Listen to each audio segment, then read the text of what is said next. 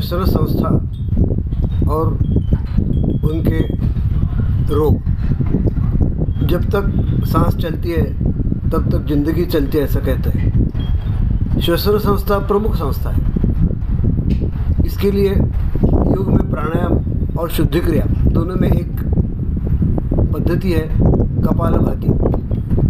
उस कपालभाति का उपयोग आजकल के सिचुएशन में कैसे हो, ये हम आज देखेंगे। नाक, गला और फेफड़ों का स्वास्थ्य अच्छा रखना ज़रूरी है। सांस हम नाक से लेते हैं, लेकिन सांस के साथ जो जीवाणु विषाणु शरीर में जाएंगे वो फेफड़ों तक पहुंच न पाए, नाक में रुक न पाए, गले में रुक न पाए। इसके लिए कपालभाति उपयोगी सिद्ध है।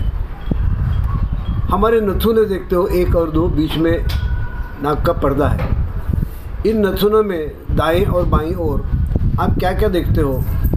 3 टर्बिनेट से कौन का ऐसे एक के ऊपर एक 3 ऐसे नलिकाएं हैं, खुले मार्ग है, जो टर्बिनेट बोलते हैं। उसके अलावा ऊपर फ्रंटल साइनस, यहाँ पर मैक्सिलरी साइनस और बीच स्फेनॉइड साइनस, ऐसे साइनसेस है। इन सभी का कनेक्शन हमारे नाक के अंदर जो कैनाल है उसके साथ है। जब हम सांस लेते हैं, हवा गीली की जाती है, शरीर के तापमान की ओर बढ़ाया जाता है, उसका तापमान उष्ण की जाती है और छानी भी जाती है। ये शुद्ध हवा अंदर जाने के बाद कुछ तकलीफ न हो। लेकिन जब ये 3 कार्य अच्छी तरह नहीं चलते हैं, बैक्टीरियाज और वायरसेस अंदर बैठे रहते हैं, वहाँ पे बढ़ते हैं और फिर फेफड़ों को तकलीफ देते हैं। इसलिए ज़रूरी क्या है कि इस जगह पर हमारे जीवाणु विषाणु न बैठे। हमें क्या चाहिए? इन्हें बाहर निकाल देना चाहिए। कैसे निकालें? कपालभाति से। सर्वसाधारण कपालभाति कैसे है कि आपका पेट एकदम झटके से अंदर खींचिए, ताकि आपका जो डायफ्राम है, श्वासोपटल ऊपर जाएगा, छाती के अंदर का प्रेशर बढ़ेगा, नाक में से हवा बाहर आएगी। लेकिन नाक का छिद्र छोटा है, पूरी हवा एकदम बाहर नहीं आ पाती है, तो यह हवा साइनसेस में जाती है और फिर साइनसेस क्लीन करके नाक में से बाहर पड़ती है। और जैसे हवा बाहर पड़ती है, पेट ढीला पड़ता है, पैसिवली अपने आप सांस अंदर भरी जाती है। तो हमें क्या करने का है? ऑर्डिनरी टेक्निक जिन्हें पता नहीं उनके लिए है बोल के देखो पेट कैसे हिलता है। वही क्रिया मुंह बंद करके है बोलने की करनी है। कैसे? ये होगा कपालभाति ऑर्डिनरी। और 2-4 बार करके बताता हूँ मैं। मुख बंद है,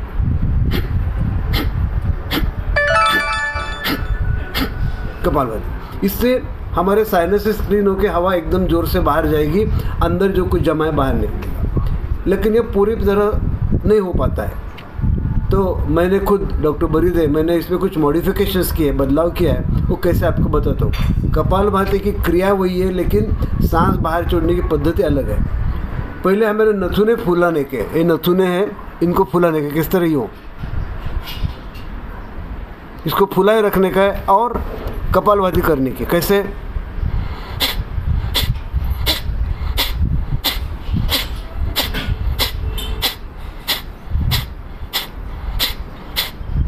फिर नथुने ढीले छोड़ दिए। इससे क्या होगा? नथुनों को प्रसरण हो जाएंगे और थोड़े खींचने के बाहर उसके अंदर की हवा जोर से बाहर आएगी। जो अंदर जमा हुआ है साइनसेस में, पैरानेजल साइनसेस में, नाक में, कॉन्काई में, टर्बिन में, वो बाहर निकल जाएगा। ये पहला।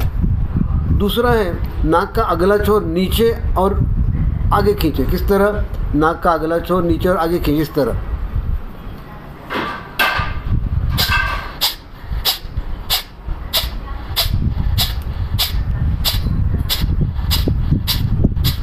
इसमें जो कॉन्का है वो आगे खींचे जाएंगे, तो अंदर के विद प्रेशर सब बाहर आएगा। स्पेशली ऊपर के जो है वो उन कॉन्का से वो बाहर आएगा।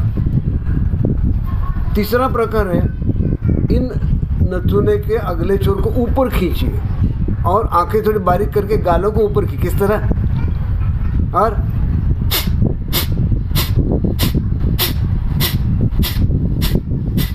पहला प्रकार नथुने फुलाए, दूसरा प्रकार नाक को आगे और नीचे खींचा, होंठ भी नीचे आएगा। तीसरे प्रकार में नाक को ऊपर खींचिए, गाल को ऊपर खींचिए, नथुने थोड़े फूल जाएंगे। ये 3 प्रकार हुए। बाद में लेफ्ट और राइट नॉस्ट्रिल को हमें बंद करने का। नॉस्ट्रिल को बंद कैसे करें?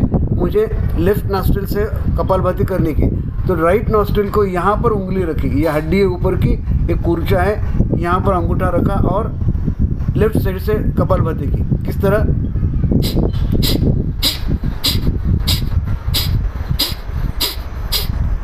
राइट।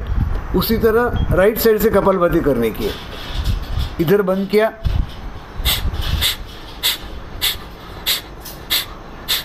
अब हम जब करते हैं तो हमारे नाक के अंदर का जो कुछ है बाहर नहीं आना चाहिए, इसलिए थोड़ा बदलाव करें। ये अंगूठे से राइट नॉस्ट्रिल को बंद किया, ये जो सामने का पोर्शन है, ये हथेली, ये नाक के सामने आए और हम करें, तो औरों को इसका इन्फेक्शन स्प्रेड होने के चांसेस कम हो गए। राइट से करने का है इसी तरह, ये हथेली से नाक का जो फ्लो है वो रिस्ट्रिक्ट हो जाएगा। ये 5 प्रकार करने के बाद फिर दोनों नथुनों से दोबारा करें, रेगुलर प्रैक्टिस। कैसे?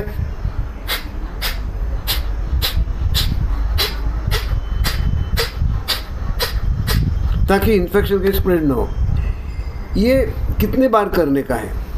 ये करने का है धीरे धीरे गति बढ़ाते हुए, हर मिनट को कम से कम 100 से 120 बार होना चाहिए।